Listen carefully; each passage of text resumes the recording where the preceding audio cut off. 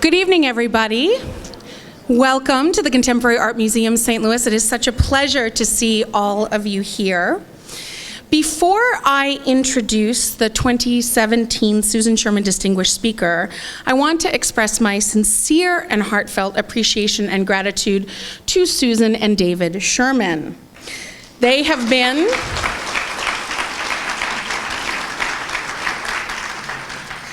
the inspiration for this lecture series, and they value the power of ideas. They believe in the fact that the best thinkers that we have can move us all forward. Susan has very much, through this series, Susan and David both, have allowed us to bring some of the most perceptive, provocative, and brilliant minds of our time to St. Louis. So we thank you so much for firing us up every year and allowing us to hear from such illuminating speakers. I would That's Jordan Gauntz, who gave the woo-woo. I would also very much like to thank St. Louis Public Radio, who has also generously sponsored this evening's talk. I'm sure most of you are more than aware that the Contemporary Art Museum St. Louis has a predilection for artists who shake things up. It's a part of who we are. If you look around the galleries even this evening, you see the works of artists who each in their own way shake up our thoughts, the way that we look at what art can be, what art is. We certainly expect this kind of shake-up from contemporary artists, but it is extraordinarily wonderful to have that ethos present in museum directors, and especially in the director of museums as venerable, full of tradition, full of time, and encyclopedic as the Metropolitan Museum of Art. But I would say that Shake It Up is exactly what Thomas P. Campbell has done since becoming director and CEO of the institution in 2009. The main gallery of the Met was transformed by new galleries for Islamic and American art, for the Costume Institute, and for European paintings. The museum has transferred, forgive me, the vast and impressive contemporary collection to what is now known as the Met Breuer, formerly home for the Whitney. Most recently, the Met made more than 350,000 public domain images from its collection freely available on the internet. Through Tom's leadership, the Met has connected with a broader audience. Attendance at the museum has increased by nearly 3 million to 7 million people, and I do want to say that again. It has increased by 3 million to an audience of 7 million people annually. It's mind-boggling, impressive, and very glorious. And the museum's website receives more than 32 million visits, 5 times more than the previous on-site visitation. Throughout Tom's years as Met Director, he has maintained a consistency of vision, purpose, and direction. He has brought to the Met and all museums a wealth of ideas and extraordinarily hope for the 21st century. And with that, it is my extraordinary honor to present to you Thomas P. Campbell. Thank you.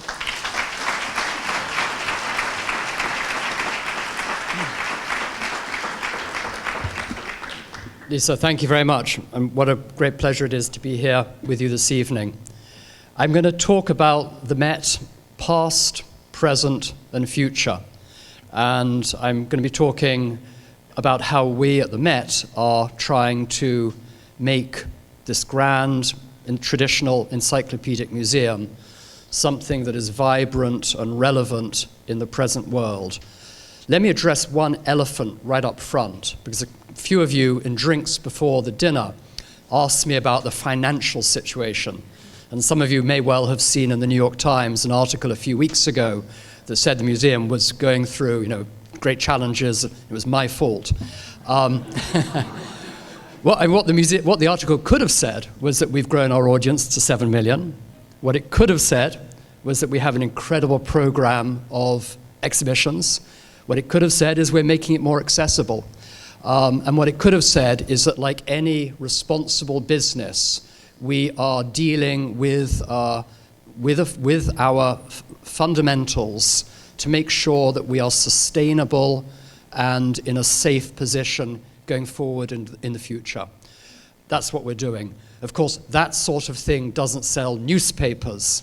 So it's much better to say the world is going to hell in a handbasket.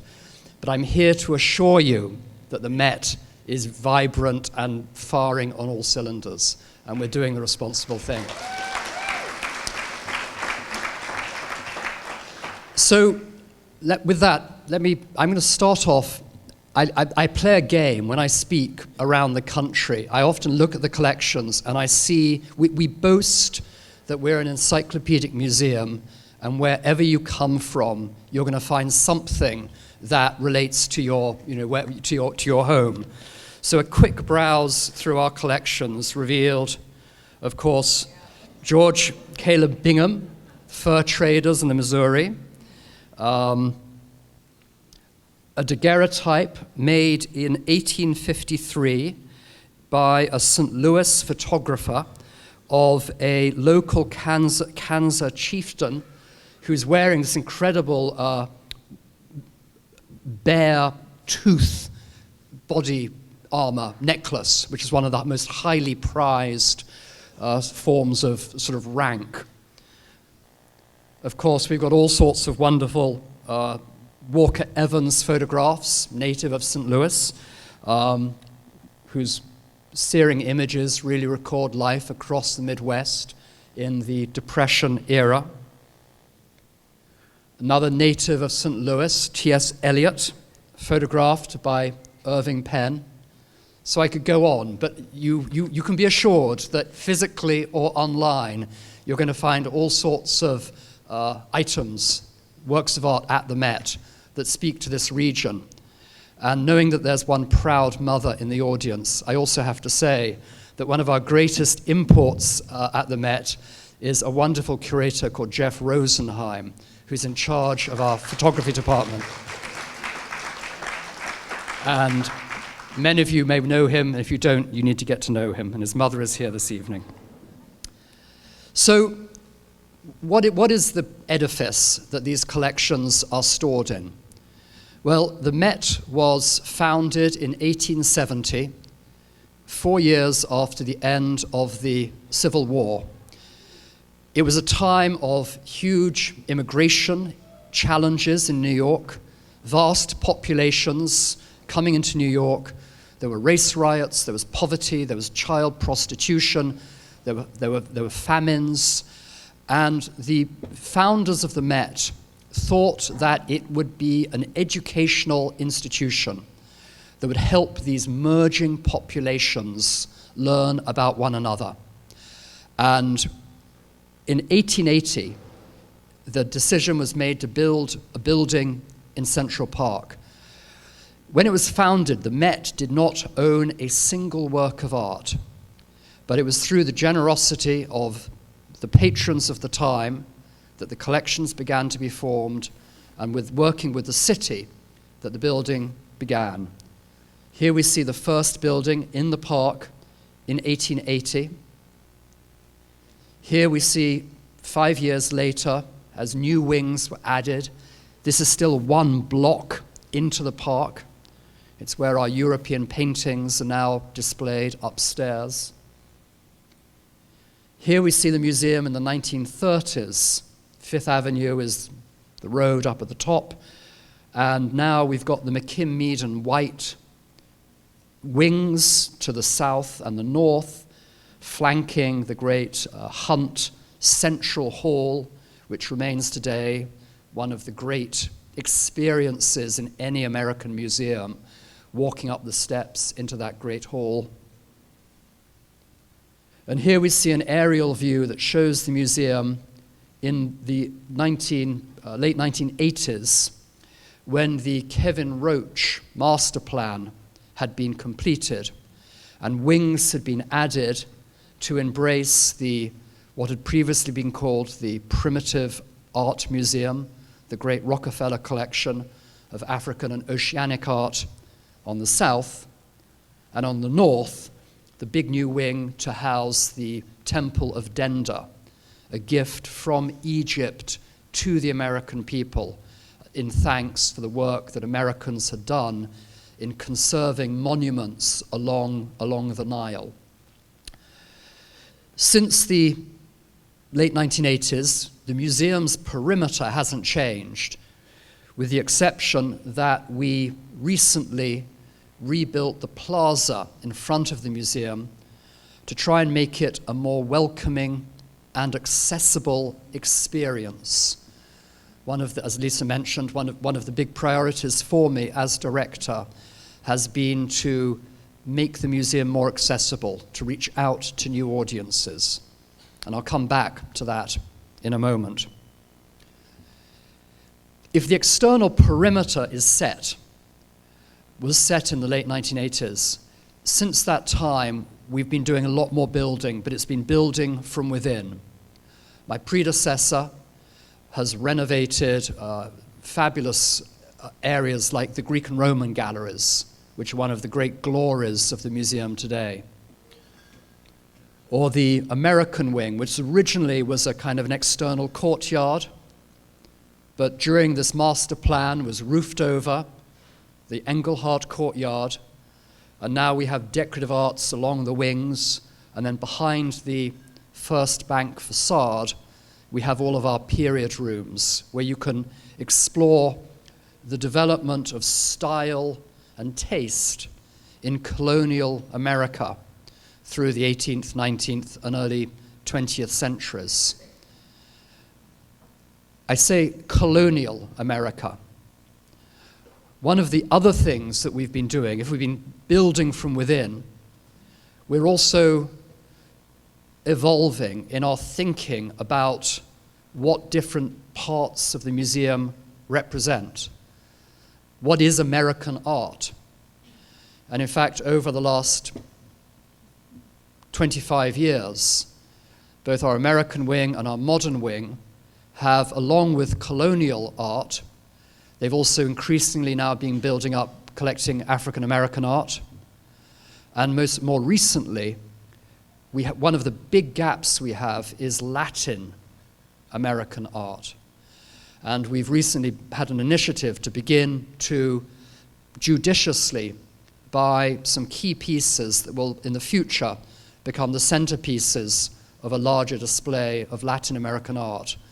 And of course, we're thinking of the fact that not only is it our responsibility as an encyclopedic museum, but we have a huge Latino audience growing in America. And it's only appropriate that they should also find analysis and discussion of their cultures. I'm going to show you one staggering object we bought recently. It's a 17th century gold crown studded with emeralds, which was made for one of those effigies of the Virgin Mary for a great cathedral, and it was carried through the streets for ceremonial days. This is our curator, Rhonda Castle. This is just a snippet of a longer video, but I hope it works. The crown is staggering. I mean, talk about bling. Now, there were certain questions. Were all the emeralds original? And we weren't quite sure about the relationship of the upper part of the crown to the lower part of the crown. In first examining the crown, we could see that there were different techniques used for different parts of the crown. We were looking at what appears to be a 17th century diadem. Techniques are typical for the period. Hand-hammered, repoussé, gold sheet. The arches are clearly later in design.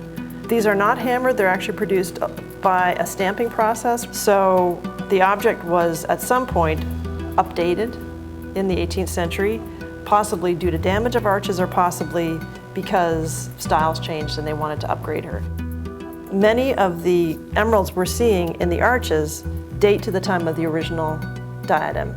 So clearly those were reused. And the clarity and the color of these is really unsurpassed. Even one individual one would be incredibly valuable. So the fact that we have this many emeralds in one object that we know are from the colonial period is astounding.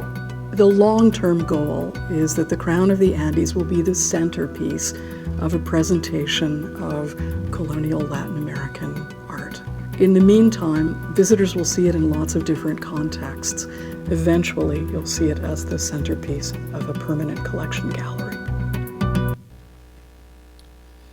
So I think this is one example of how we're constantly interrogating assumptions that have been made by previous generations and trying to recalibrate them for the modern era. Another good example of that, perhaps even more significant in the present world, is what we've done with our Islamic galleries.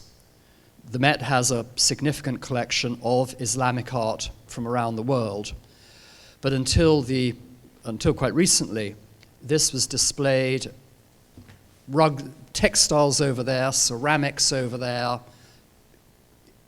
engravings over there, without more subtle distinction being given to different regions and different times. And we took apart the galleries and reinstalled them in a more chronological and a more region-specific display, so that if you wanted to learn about what was going on in the Arab countries, or in Turkey, or in Iran, you had the opportunity to go deeper.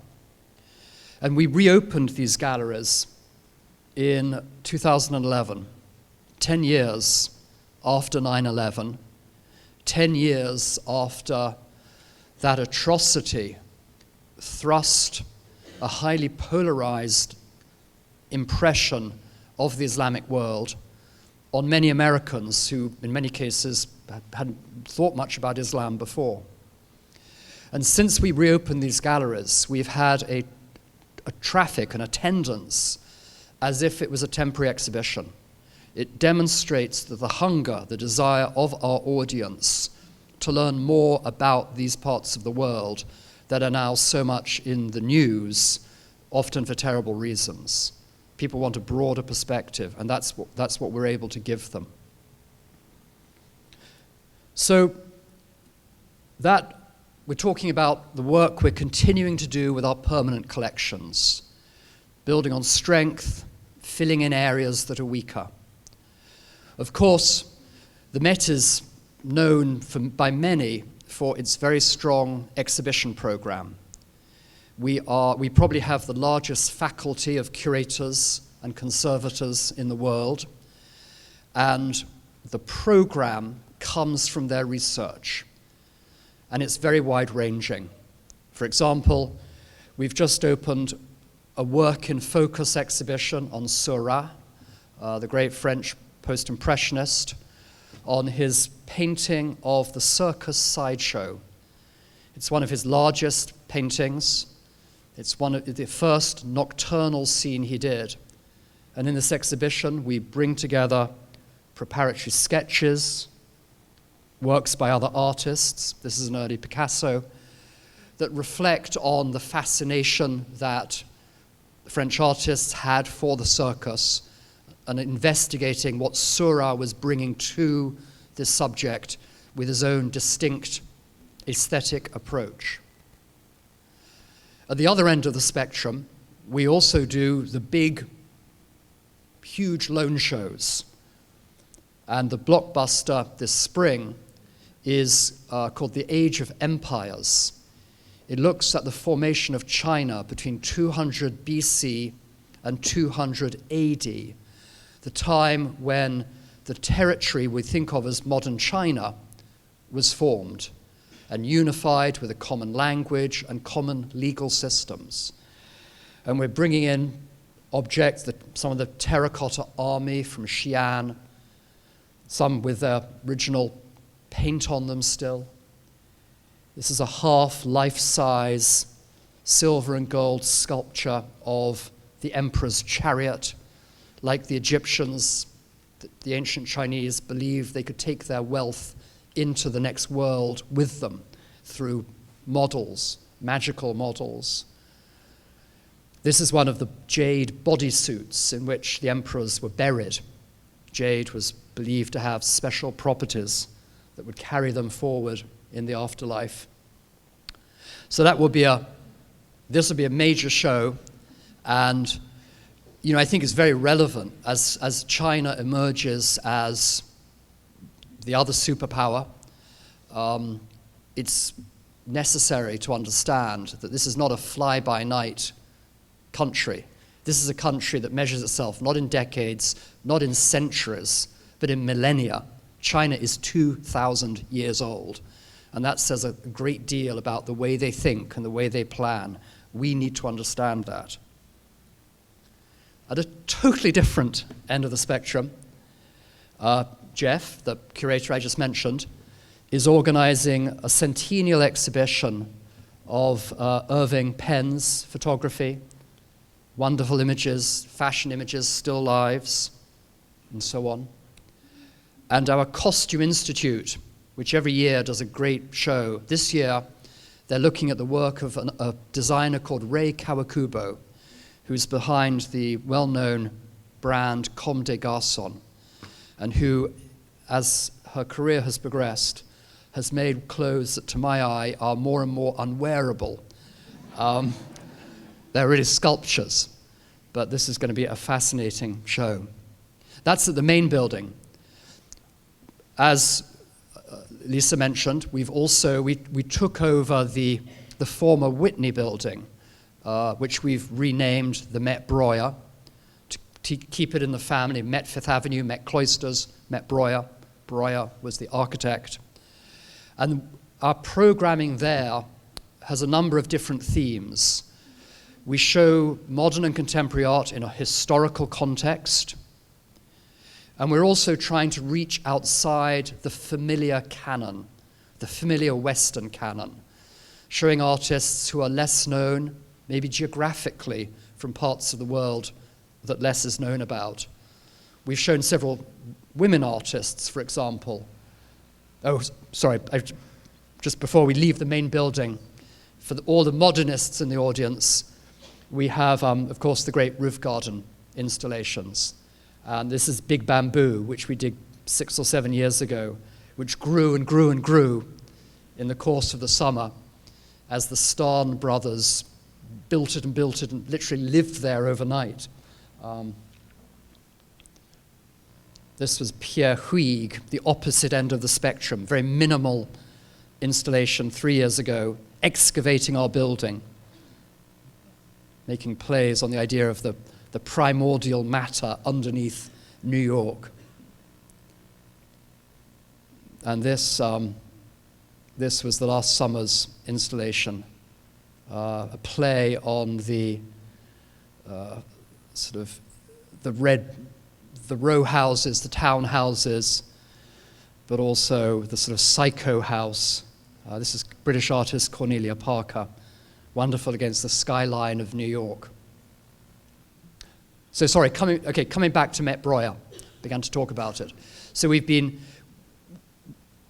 developing a program there that is distinct to what MoMA or the Guggenheim or the other New York modern art museums do. One of the artists we've recently featured was the African-American artist, Kerry James Marshall, who we gave a monographic show to, which was incredibly successful.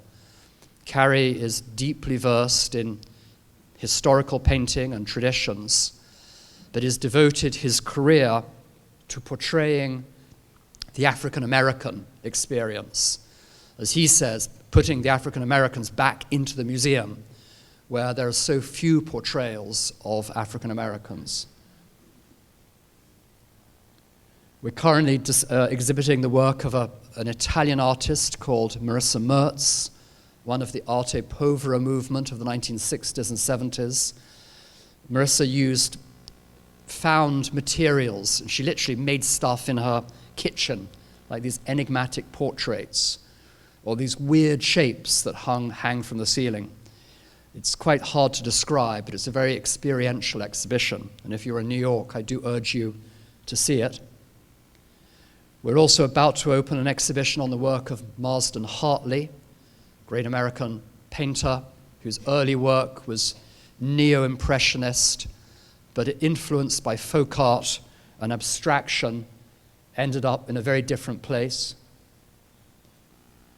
And we have an exhibition of the work of a Brazilian artist called Ligia Pape, who was a big artist, big in Brazil in the 1960s and 70s, working in a number of different media, painting, sculpture, and street activism. And we're going to recreate this work where this vast white sheet, which anyone willing walks inside. We're going to recreate this down Fifth Avenue in a few weeks' time. Should be quite fun. This is one of her other signature pieces. This wonderful room with these glowing golden wires that are invisibly illuminated. Very, very beautiful piece. Finally, just one exhibition. We have a third venue, of course, the Cloisters, one of the lesser-known treasures of New York. It's up in the north of the island, in Fort Tryon Park. It's our medieval collection, and we have just opened a lovely exhibition there of these tiny boxwood miniatures. Someone described them as the Rolex watches of the Middle Ages. Incredibly finely detailed. And I'm going to show you a quick video about how some of the work we did before the exhibition. This skull opens up. It's about 2 inches high, carved from boxwood, which is so tightly grained you get incredible detail, like these scenes of Adam and Eve and the crucifixion. But no one knew how they were made until we did the research for this exhibition. And once again, our curators and our conservators came together in this collaboration that kind of literally opens it up.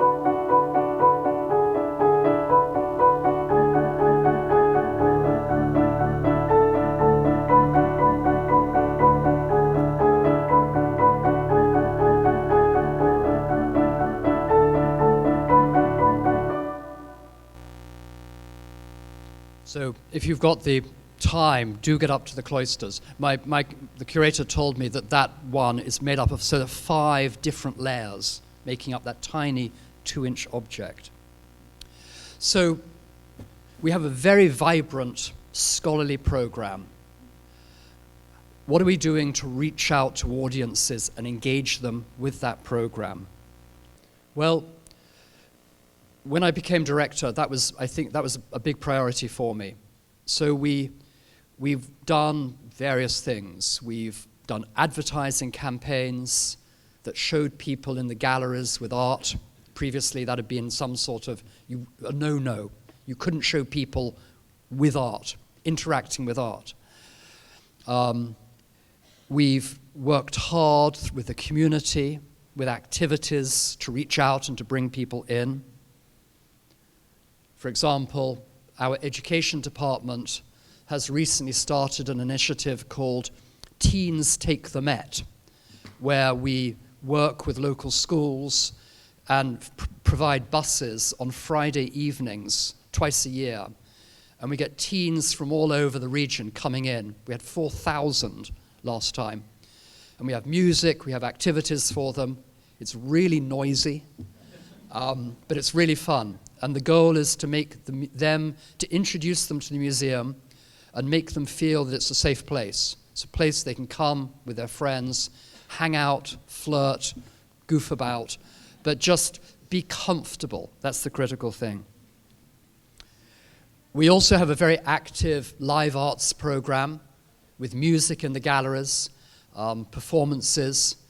One of the oddest of these lately is the Met Workout, where the American artist Myra Kalman collaborated with a dance troupe, and they've created this physical workout. It's a 45-minute workout before the museum opens.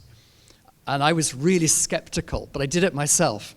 And it's a 2-mile workout, and you're doing all sort of calisthenics as you run around the museum, or walk fast around the museum. The point is that we all bring our heads to the museum, but we don't bring our bodies. And Myra Kalman had this theory that once the blood gets going, you feel you have a different emotional response.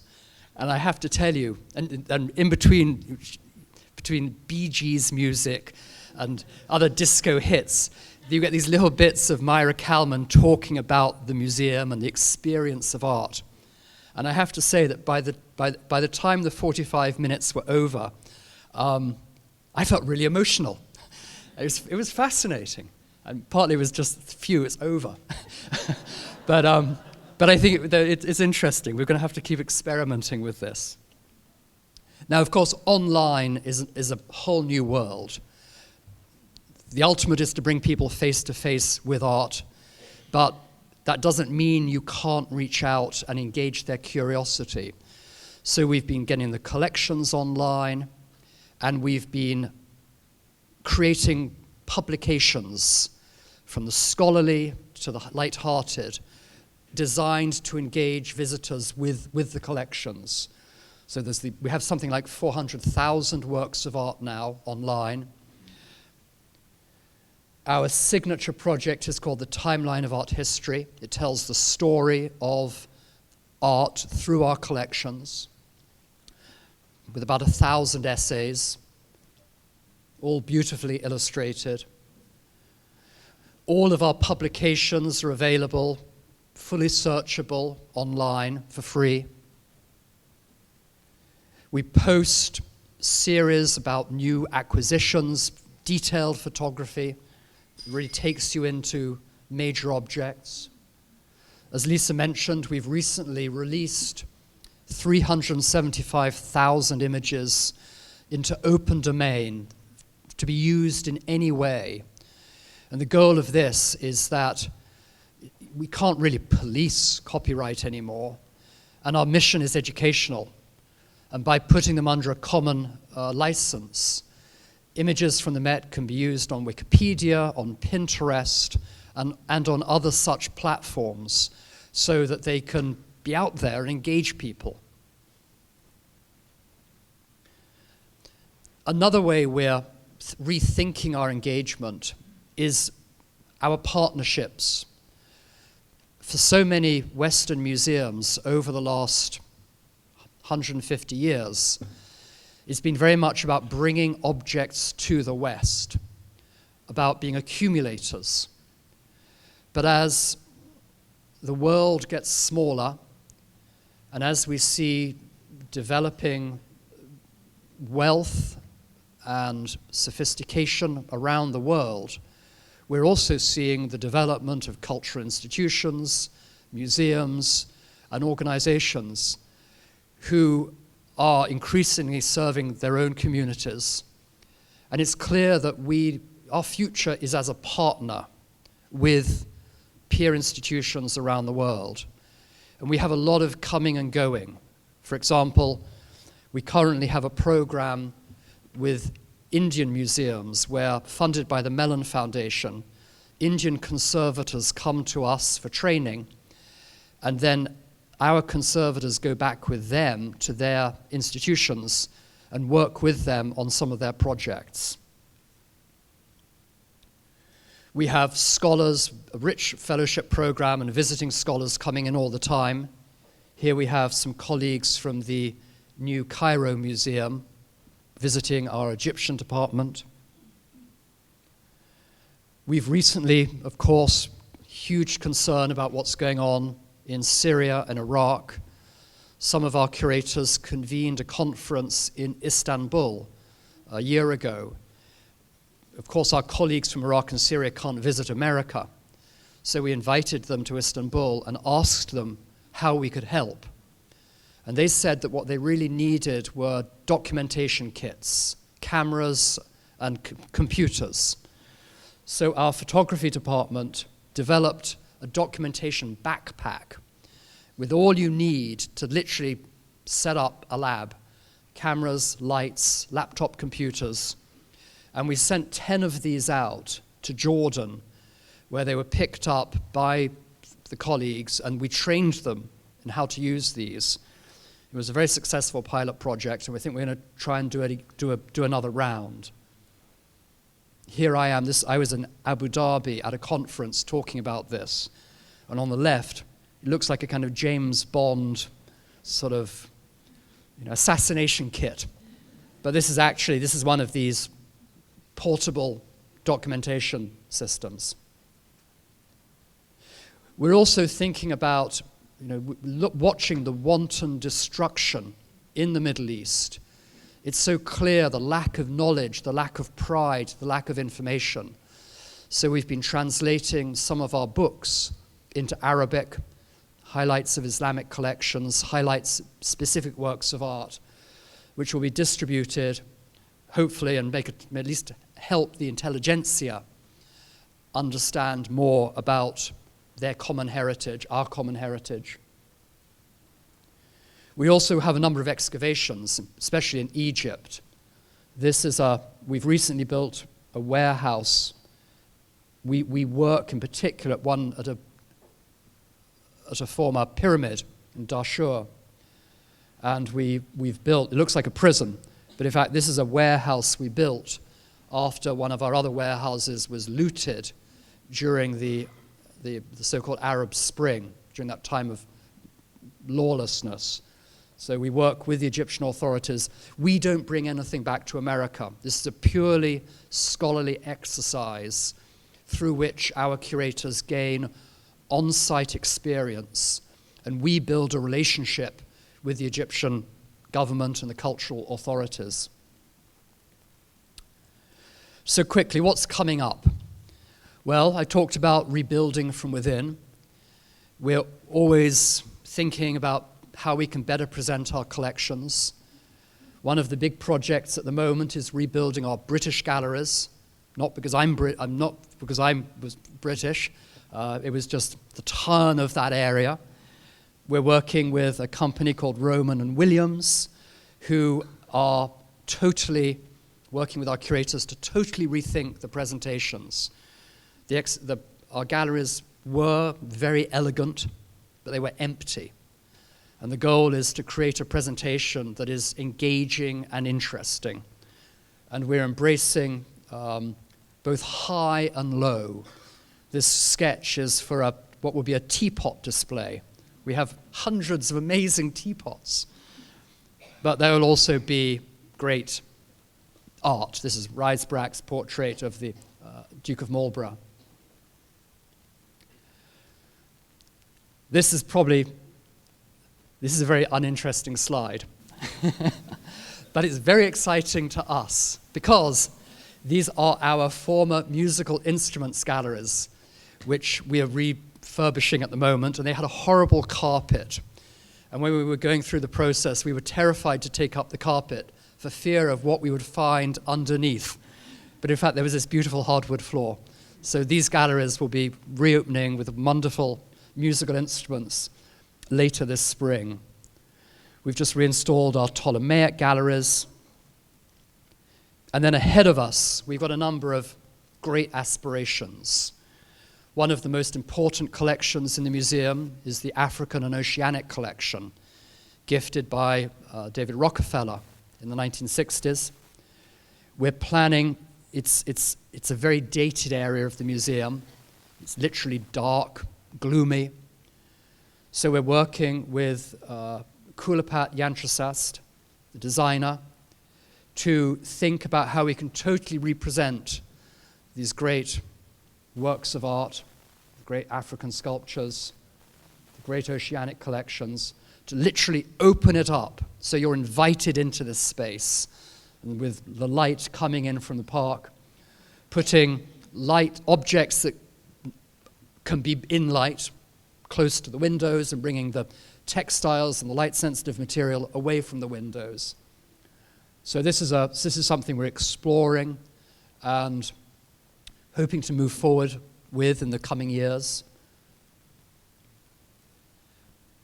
And then the other great aspiration is to rebuild the galleries in which we show modern and contemporary art. It's the southwest corner of the museum, and the building, it's quite compromised. A lot of space is taken up by storage, offices. There's 2 floors of parking garage underneath. The ceiling heights are different. You can't find it. So we've been working. We did an architecture competition. We selected the British architect David Chipperfield, and we've been working with him in an exploration that envisages how we might, this is conceptual, but how we might totally reconceive this building. Getting rid of the garages, pushing plant and storage below, creating a new entrance level, creating grand galleries that are consistent with the beautiful galleries to the east and north. And here are just some schematic visions. Potentially an entrance from the park that would draw people in at grade, not feel intimidating. We'd invite people up through different levels, views out over the park, grand ceilings. Some of you will recognize the coffers from Slam. I visited there this afternoon. It looks so good. Views out over the park and coming up to the roof with those wonderful views, integrating, bringing our restaurant and our roof garden and other facilities together in what would be, I think, a really unique experience of New York. So that's an aspiration. We have we have a huge infrastructure project to get through first. We have to replace all the roofs over our European paintings galleries, which is like a four-year project. And we have to do that. But once that's done, we will continue to plan for this very exciting vision of how we keep the museum evolving into the future. It's a necessary investment, I believe, in the future. It's so easy to forget that all art was once contemporary. When the Met was created, it collected the art of the day, the Hudson River School artists, Sargent, Whistler. Of course, they're now old masters. We have a responsibility to continue to invest in the art of today, which in no time at all will be the art of the past. I'm often asked, what's it all about? And I think, museums are wonderful places. They're magical places. They connect you, you learn about yourself, you learn about other people, and you discover your own creativity. I think we change lives, literally. Sometimes in very small ways, but that's what I believe we do. And I'm lucky to work at the Met. It's a great place.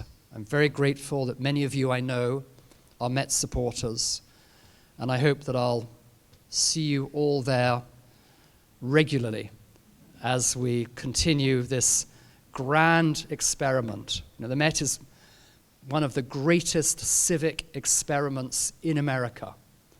It started with nothing.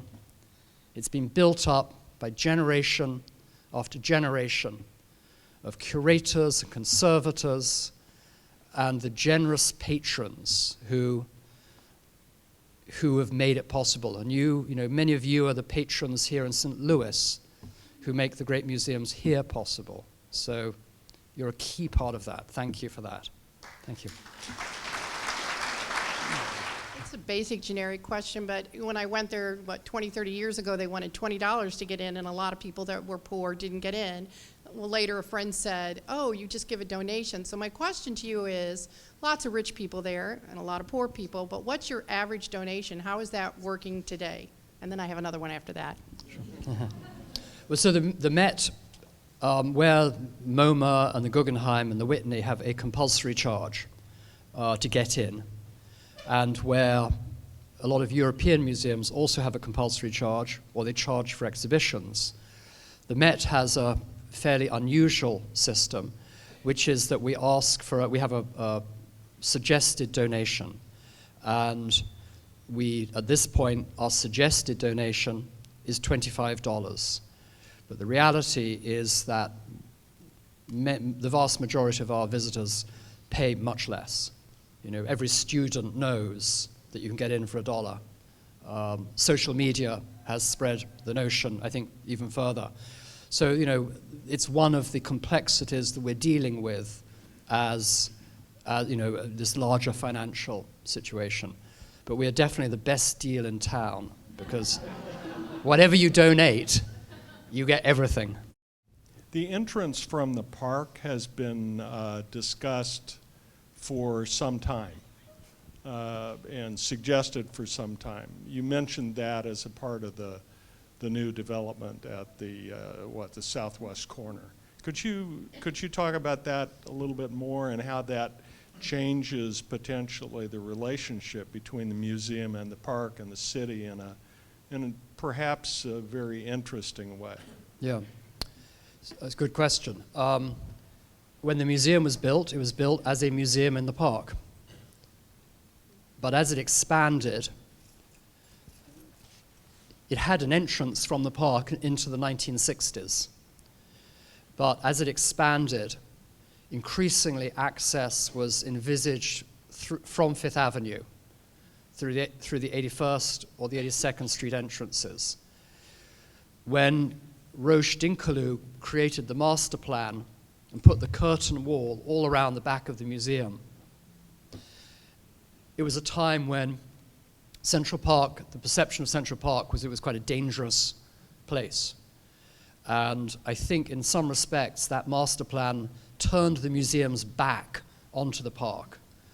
There are entrances through the glass windows, but they've never been activated.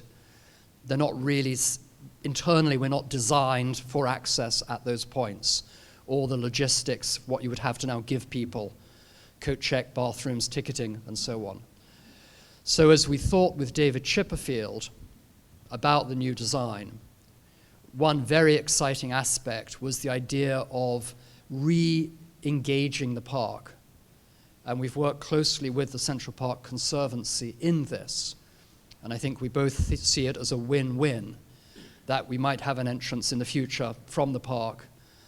We're as close in that corner of the museum to the subway stops on the west side as we are to the Lexington line. So for people coming up on the west side, it'd be wonderful to walk across the park and come in there. And for some people, the 82nd Street steps are very intimidating. So this would be, if you come in at the 82nd Street entrance, you come into 5,000 years of art from antiquity on. And I think that we love the idea that if you came in from the park, you'd come into 5,000 years of art from the present. It'd be a very nice balance. And it could be as transformative for the Met as the Pei Pyramid was for the Louvre. But it's expensive. The Met, as you've suggested, is one of the pioneers of the blockbuster exhibition and is bringing vast numbers of people in to see both the exhibitions and the permanent collections. But when it does that, some of us will go and have a very difficult time actually contemplating the individual objects for all the press of the crowd. What are you doing to make it both possible for many people to attend and for those who do attend to have a true relationship with the works on display? It's a good question. One of the nice things about the Met is that even on the most crowded days, and the 82nd Street entrance can become very crowded, especially during holiday season, like any museum. But I think that you go in any direction and you can quite quickly find galleries where you can have it almost to yourself. And we do believe fundamentally that the critical experience is coming face to face with works of art. And we try not to encumber works with too much didactic material. We want the audience to be able to get up as close as possible. We want to present them simply and elegantly, light them beautifully. So that's critical. Exhibitions sometimes get a bit crowded. There it's a question of working with design and flow. We're currently doing a study of audience flow in the Great Hall, trying to make the experience of arriving at the museum a better and more satisfactory one. My favorite time to go to the Met is on Friday or Saturday evening. And Friday, I think that there's music on both evenings, and you have the museum, you have many galleries to yourself. You just really, the crowds that are there during the days really thin out at night, and it's a wonderful time to be there. The one question I wanted to ask you, you have quite a bit of modern and contemporary art in the Met building. How much of, I have not been in the Breuer building since it's become, since the Met has put art in it. Is the entire modern and contemporary collection from the main building been transferred to the Breuer? No, not Okay. yet. Okay. At the moment, the modern collection is still in the southwest wing, and the program at Breuer is a temporary exhibition. We're planning on putting some of our permanent collection over at Breuer over the next few years, and depending on when we start working on the southwest wing, that might become a larger proportion. While performing my own research, I can continue to come in contact with writings that include reference to an exhibition, Harlem on My Mind. I was wondering how the challenges that were set by mounting this exhibition without any African American artists exhibited, how does this influence or how do you respond to engage current and future engagements from within the museum? Yeah, that's a really good question. For those of you who don't know, Harlem on My Mind was an exhibition about the culture of Harlem, organized by the Met in the late 1960s, but it was organized without any input from the community. And it became a highly controversial, it was well meant, but it became a highly controversial project. And I think the Met, we learned, museums in general, learned a great deal from that. As I mentioned earlier, we've been collecting African American art much more aggressively over the last 25 years. We've had a number of exhibitions, of which the Kerry James Marshall show was, without any question, the most significant. There's much more to be done. Museums as a whole, we're all trying to deal with diversity.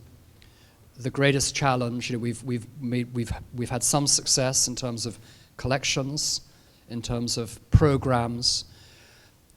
The biggest challenge is making sure we have a fully diverse staff. We have great diversity across our administrative departments, but as yet, it's still hard, or rather, we have not been so successful in bringing in curators and conservators of a more diverse background, and that's a high priority for many of us in New York at the moment. We're really working on that. The one anecdote I'll say about Harlem on My Mind, we did a TEDx Met, one of these TED events, and one of the speakers at that was Dawood Bey, the photographer, great photographer.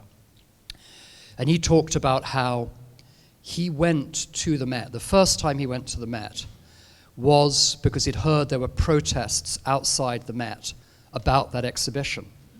And he went, and when he turned up, the exhibition, everyone had gone home, or they weren't there. So he went into the museum, and he walked around the museum until he came to the exhibition. I think he said he was like 17 at the time. And seeing whatever the faults of the exhibition, seeing the blown up images of people in Harlem was inspirational to him. And that set him on a path of his first work was photographing people in Harlem and recording their lives. So when I think, and I'm not in any sense denying the limitations of that exhibition, but I've always, hearing him talking about how that was an inspirational moment in his life, that, you know, I'm happy there was that moment. I began my career at the Metropolitan Museum, and I remember, somewhat before Jeff started there, and I remember that New York museum lore said that in the old days, the Museum of Modern Art was going to collect modern art, and then when it wasn't modern anymore, it would go to the Met. And so just as a preview, I wonder, and you mentioned that you're trying at the Met Breuer to do different things than other museums who do contemporary art. I'm wondering how you're thinking about that. What does that mean to do something that's different? Yeah. Well, certainly, if MoMA decides to follow that policy through, our arms are open. There was a moment back in the mid-20th century when the Whitney and the MoMA and the Met did try and do that, and we actually got some older art at that point. But quite within 3 years, I think MoMA realized it was giving away its crown jewels. And certainly it gets fantastic audiences for its Monet water lilies and its Van Goghs. So I don't think they'll be giving them to us anytime soon. MoMA's position as the museum of record for modernism is unassailable. Their depth and breadth of collecting surpasses anything else in the world. And that's fantastic. But so we're not trying to take that on. What we're trying to do is tell a bigger continuum. We want to present modern and contemporary in the broader context of 5,000 years. We won't ever be collecting in the depth that MoMA does, but I believe that we can tell rich and meaningful narratives about 20th century and up to contemporary art that resonate in the context of our both historical and geographical breadth. So I think that, we're not a competition, we're complementary in that. Tom Campbell, thank you so much. Thank you all for coming. It is a great pleasure. We appreciate it.